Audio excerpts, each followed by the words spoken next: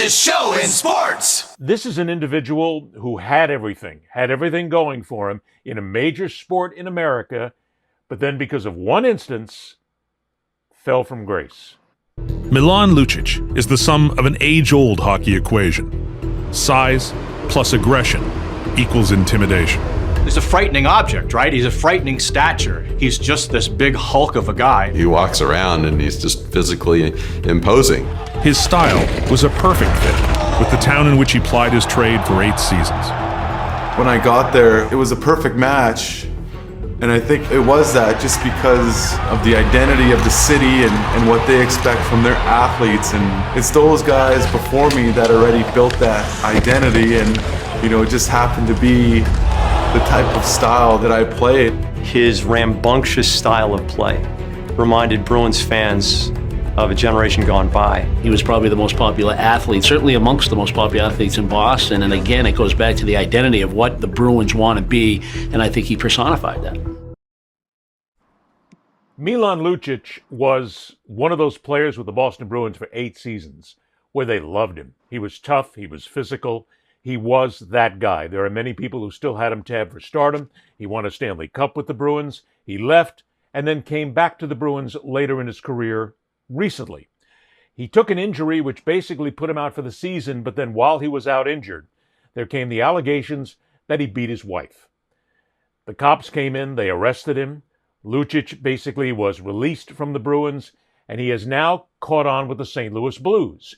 And people in St. Louis, some of them, Mike, are up in arms. How dare you bring this guy in? A woman beater? He beat his wife? But let's temper that by saying that when this case went to trial, went to court, his wife didn't testify against him. The two of them worked on it. They worked it out. Now, granted, there's nothing more heinous than being somebody who beats a woman. I get that. We don't know all the sordid details. The police know. The Lucic's know. We don't. But the issue comes down here, Mike. Here's a guy who's talented, who's really good at his job. This comes back to some of the other conversations we've had. He's trying to get back in the National Hockey League. He has made amends with his wife. They are still together. And another team is giving him a chance. You and I both know that there's going to be people the first time that Lucic takes the ice. There are people who are going to applaud and say, look at the great guy we got. Look at this. Here's a Stanley Cup champion. But there's also going to be a part there who will say, that guy beat his wife. We don't want him here. He's not good for the culture. He doesn't deserve to be here. Damn it, his career needs to be over. So we got to draw a line. Where do you grant somebody a second chance, Mike? And when do you look past issues off the ice or off the field, and you should now let them get on with their lives? It's a sad statement on our society, but you give them a second chance when there is no video. Ray Rice was going to play for the Baltimore Ravens with his coach and the organization knowing full well, and some of which may have seen that videotape of him knocking his fiance out at the time cold in an elevator in Atlantic City, knocking her out cold. Until that video developed, Ray Rice was going on about business. Roger Goodell was trying to play marriage counselor, doing something that no defender, no domestic abuse counselor or anybody in the mental health industry says should happen when a victim and the who's the person, the perpetrator, you never have them, irrespective of whether they're trying to work on their relationship. If they're still going through the court proceedings, you don't have them together in a room and they make up to each other, which is what Goodell did. And he wanted to put this whole thing behind them, and the NFL got behind it until the video came out. Well, he was if a video came out of Milan. I mean, let's look at this. He was trying to save the guy's career. He was trying to give him a second chance. But on the other side, there will be people on that side who will say, wait a minute, he beat his wife. You don't give him a second chance. That's it. But I'm saying it's one thing. You and I are speaking about physical violence against a domestic partner, irrespective whether it worked out or not. This is what happened. what I don't was he charged? Was he convicted, or No, did she drop the charges? he was not convicted. He was arrested. He was charged. So And when the so case that's so came to court, this- his wife refused to testify against him. They are still together. so They claim they're trying to work things out. so I don't legally. How do you hold? So morally, yeah, I'm sickened by it. I don't want to see him on my team, but legally, how do you say to him? I don't know how old Milan is now. He's got to be in his late 30s. Got to be in his late 30s. But I think he's 36 or yeah, 37. late 30s. And he's probably, and hockey players, some play till over 40 now, but he's got a few years left of earning power. How do you take away his earning power in the finite number of years that an athlete has to make that kind of money, if he wasn't convicted in a court of law on that? The only way you do it is public perception, Ed. And Well, if there were a video that came out today of him beating his wife, he would not play in the NHL, because Gary Bettman would say this is so sickening, and we're going to be the league that looks at as giving a second chance to people who beat their wives. But if the video's not out, and there was no trial, and it never went to trial, and he doesn't have a stain against his criminal record. There's no criminal record of this. right, What right. do you But do? why should it What make do a you do? difference, though? And I hear your point loud and clear about there being video, but why should that make a difference? If something It shouldn't. happens, But if that's there's the if there's a society we moment, live in. and I tell you, we'll get hammered by people on this who will say that all we're doing is here we're making excuses for a wife beater, which we're not doing here. But the No, question I don't. is, I don't want to see him work again. I just don't no. see legally how you can't. Well, but see, I guess I fall on the other side. Oh, gosh, Why? This- Like this what? Like this is a tough thing to I talk think about, there's. because I think. I abhor any level of violence against women, children. I think it's disgusting. I think it's despicable. I think the people who do it should be held accountable for the rest of their lives, because you just don't hit a woman. Period. End of story in any circumstance. But we don't know what happened, so there's a part of me that says we Well- can't just take his career away. And on that side, it's one of those. It's a vexing issue where you just don't know what's right and what is wrong. Well, look. We all have unions representing us, and if we work for a major corporation, usually there's an NHL players union. They would be fighting this tooth and nail if they tried to blackball him from the league right now, and they would have every right to, because he hadn't been convicted in a court of law. There's also the notion of, if you have a special business, and your special business has rules like a moral turpitude clause, which every NHL contract does, then if you're Gary Bettman and there's enough public outcry, you use that moral turpitude clause against the player, and you say, you broke the code. You broke our. Yeah, I know we don't really. There's also a code where you get to beat up players on the ice, but you don't get to beat up your spouse off of it, and therefore we need to not have you in our league anymore. But again, it goes right back to this circle that we're in here right now. It What do goes you- but back like, to, I wasn't convicted. My wife didn't testify against me. We're still together. We're trying to work it out.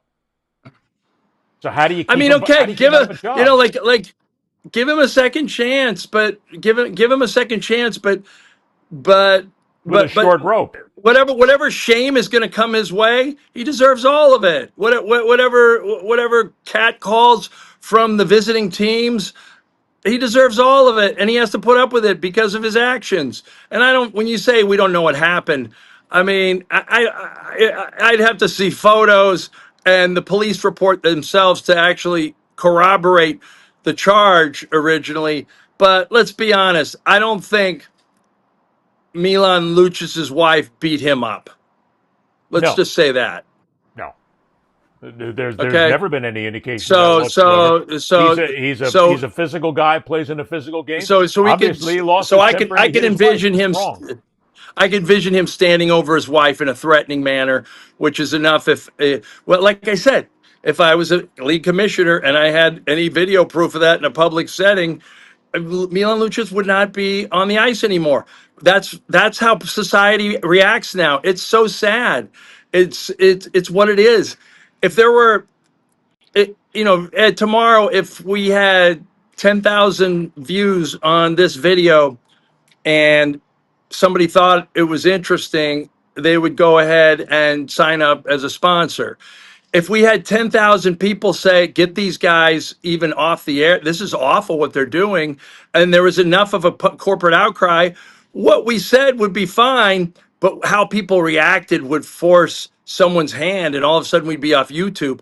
This is our society now. We don't go on our own gut instincts. We don't go about the right and wrong our parents taught us growing up. We go about what perception tells us to do. And that's the pathetic thing about all of this. Well, it goes back to, and again, you can connect the two of them. Urban Meyer at Florida, where he basically ran Yes. a reckless program, yet he won 2 national championships. So people there want to honor him. Milan Lucic spent a long career in the National Hockey League, won a Stanley Cup for the Boston Bruins, but now he's trying to come back. But people will say, no, the only thing we're going to remember is that you beat your wife. There's no sameness here, Mike. There doesn't seem to be any real rule. It's just where it hits you. And now the St. Louis Blues are going to have him on the ice, and they're going to have to deal with the backlash. And I get a feeling that I don't think he's going to make it, because the organization is going to have to say, we can't put up with this, because that's all people remember is the bad side. Yeah, well, that I get that. And I also believe that like I said, same thing with Urban Meyer, all these guys. You'd be surprised how far saying sorry and making amends and showing that you're sorry means to you in society. No one will, to this day, give Michael Vick a second chance in their minds. I know you won't because you're a dog lover, but this guy has spent considerable time going into schools and talking to kids about what he did. He has worked with the national SPCA. He is like, this is a guy who has committed his part of his life post going to jail for running a dog fighting ring to ensuring people know that's not how you treat dogs. He'll never get credit for that.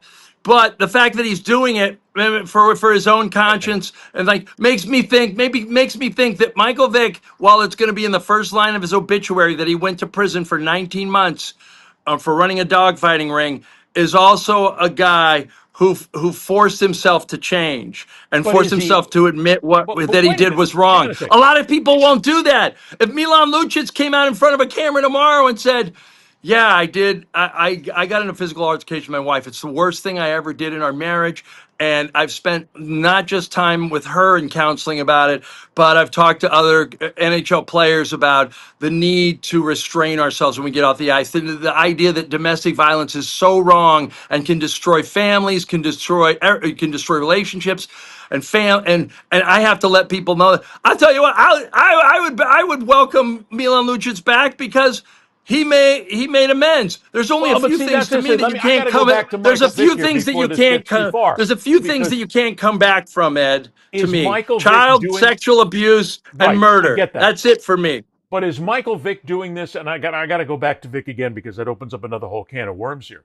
Does Michael Vick do all these things out of his conscience, because he wants to clean himself, because he wants to be better? Or is he doing it because he has to market himself to make a buck, and he knows this is the only way that he's going to get out there, is if he comes out? Michael Vick has never really come out and said, I did wrong, I'm sorry, I shouldn't have done it. He has always kind of soft-pedaled this whole thing about what he did. He's never really come clean on what he's done. We should, before you say that with conviction, we should research that, because I have seen some pretty what I'd call revelational quotes from him where I thought, oh wow, he does get it. Maybe, but I guess to your point though, I said in my book, there's only 2 things you don't come back from: child sexual abuse and murder, and premeditated murder, not manslaughter. You got caught in the passion of the moment, whatever, because something happened. I believe that you can come back from a lot of things, but I think there has to be a redemptive process. Lance Armstrong, the stupidest thing he ever did was live the big lie for how many ever years until he finally had no other choice, Yeah, there's and then no he became a redemption for a guy pariah. like Lance Armstrong. People didn't even Continue to lie care that over and Lance over again. Yeah. Armstrong said he. People didn't even care that Lance Armstrong said he used because they all knew it for years. And he just continued to deny it constantly. So, yeah, there's no coming back from that. But the simple Yeah. question then is, does a guy like Milan Lucic, with what is in his past, and we know, does he deserve a second chance? I say yes. I say legally yes, morally until I hear an apology or the fact that he has taken domestic violence seriously. He just wants to put this behind him in some way that people don't remember it. I say no. Morally, no. Legally, yes. That's all, folks.